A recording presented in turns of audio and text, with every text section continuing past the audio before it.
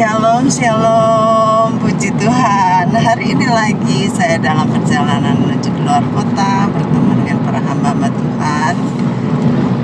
As always, I want to bless you with the word of God, the promises of God from Psalm 23 is for you all. Kebaikan, kemurahan, kebajikan, kebenaran, berkat-berkat melimpah ada buat saudara semua. Ini firman Tuhan sangat penting buat kita semua. Tuhan berikan kita free will. Itu bisa menjadi suatu berkat yang sangat luar biasa, tetapi juga menjadi malapetaka yang sangat besar, yang jikalau kita tidak waspada menggunakannya, maka itu akan jadi jerat yang besar kepada kita. Sebagaimana kita tahu bahwa karena free will itulah Hawa mengambil buah terlarang itu. Karena free will banyak sekali orang-orang besar bahkan jatuh di dalam dosa. Itu sebabnya kita minta pada Tuhan senantiasa agar kita berjalan dalam kehendak-Nya, sekalipun sulit, berat, di luar akal manusia, di luar logika, di luar kesenangan daging. Tetapi it's better we live with the will of God. Itu adalah sentral dari Christianity, yaitu menyangkal diri dan memikul salib. Ada satu kisah di dalam firman Tuhan mengenai Raja Saul.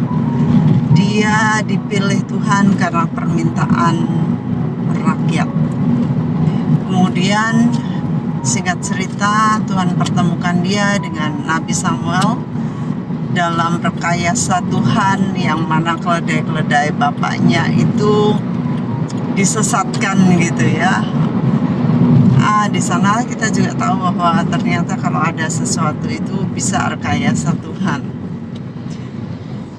Lalu dia bertemu dengan Nabi Samuel dan akhirnya dia diurapi menjadi raja. Dan di dalam firman Tuhan dikatakan bahwa setelah dia mendapatkan urapan itu, hatinya menjadi lain. Tuhan mengubah gitu ya. Dari hati yang biasa diurapi, hatinya menjadi lain, diberikan spirit. Tetapi Tuhan tidak mengangkat free will-nya. Ada urapan, tetapi free will masih di sana. Sebab kalau diurapi tetapi dikontrol oleh Tuhan, di remote, berarti kita robot dong. But that's not so. Jadi dia diurapi dan dipersiapkan untuk menjadi pemimpin bangsa Tuhan yang besar itu. Nah, sekarang masalahnya Tuhan itu harus tetap berbicara kepada Nabi Samuel untuk menyampaikan maksud-maksudnya kepada ini raja pilihan. Urapan itu sebenarnya bisa dikatakan hanya cangkokan. Kalau kita tidak mempersiapkan diri, melewati skills, tanggung jawab, dan sebagainya, maka urapan itu tidak membesarkan atau mendidik atau breeding ya seseorang. Itu sebabnya pada saat Saul disuruh nunggu Nabi Samuel 7 hari di Gilgal, dan itu kalau nggak salah peristiwanya udah 2 tahun setelah dia diangkat, tetapi harusnya Saul ingat, dan Saul memang ingat. Dia berkata, 7 hari ini aku sudah menanti kamu, tetapi kamu gak datang. Berarti kan dia masih ingat, dia suruh nunggu 7 hari di Gilgal gitu ya. Supaya Nabi Samuel ini mempersembahkan persembahan dulu di hadapan Tuhan sebelum mereka maju berperang. Kemudian karena para tentara terdesak dan orang Filistin udah berbondong-bondong datang hendak menyerbu mereka, maka yang terjadi adalah Saul ini dia so foolish ya, dia melakukan sesuatu yang bukan menjadi bagian dia. Dia mempersembahkan hukuman di hadapan Tuhan, dan pas dia mempersembahkannya, maka muncullah Nabi Samuel. Lalu Samuel berkata, "Apa yang kamu lakukan?" Dia berkata, "Look, semua army ini udah mereka terserak-serak, mereka ketakutan dan kami terjepit.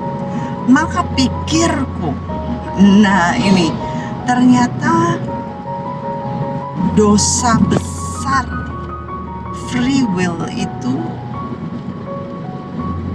maka pikirku ini akan sangat bisa menjerat anak-anak Tuhan, sekalipun orang-orang yang sudah diurapi Tuhan.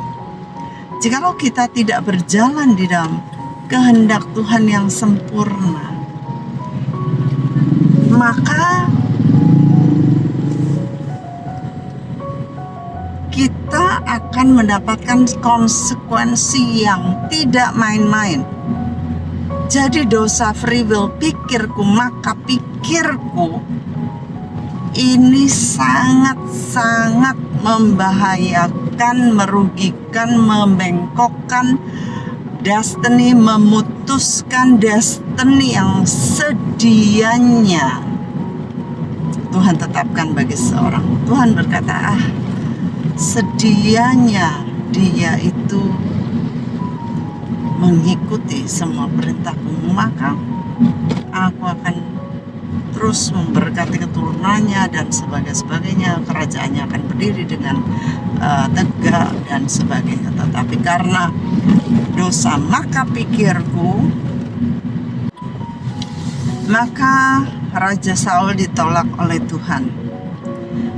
Kerajaannya diberikan kepada Raja Daud, yang mana Raja Daud itu masih di breeding, menempuh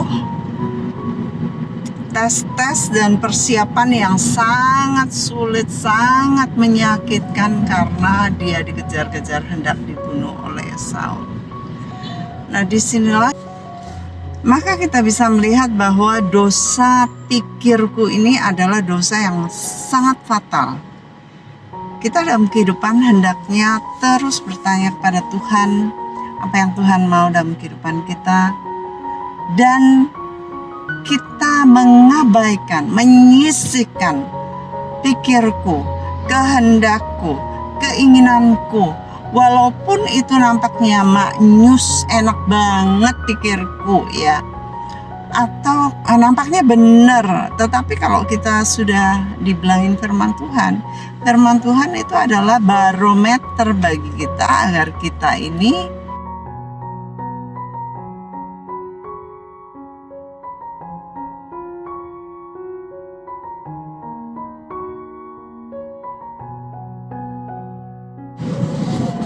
maka kita akan dipotong dari kehendak Tuhan dan rencana mulia master plan E-nya Tuhan.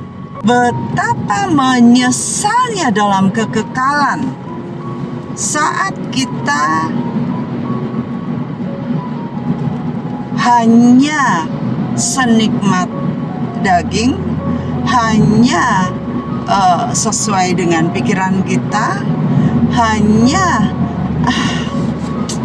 memperoleh uang yang gak seberapa. Berkat Tuhanlah yang menjadikan kaya. Kalau kita mengusahakan dengan cara yang bukan caranya Tuhan, tidak sesuai dengan firman Tuhan, kita ngumpet-ngumpet, kita nyatut-nyatut, kita ini dan itu.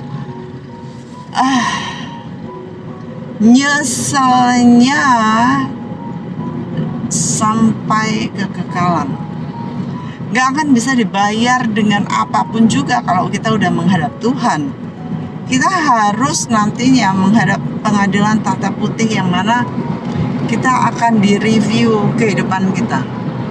Selalu ada live review yang mana nanti semua pekerjaan-pekerjaan kita dibakar, dilewatkan api. Apakah murni, apakah bahannya dari emas atau permata atau perak atau yang gampang terbakar seperti kayu, jerami, rumput kering. Itu sebabnya doa saya buat kita semua, buat saudara-saudara yang mengasihi firman Tuhan, mau hidup sesuai dengan tuntunan Roh Kudus, dengan kehendak Tuhan. Belajarlah untuk menyangkal dirimu, menyangkal kehendak daging. Daging ini harus dibunuh. Daging harus dimatikan, keinginan daging harus dimatikan karena gak worth eternity, gak worth it sama sekali. Doa saya supaya kita berjalan di dalam kehendak Tuhan yang sempurna, sekalipun sakit buat kita, sakit buat daging, gak enak buat daging, but if you love the Lord, you will do all His commandments. Bless you all. Have a great day and salam Mazmur 20.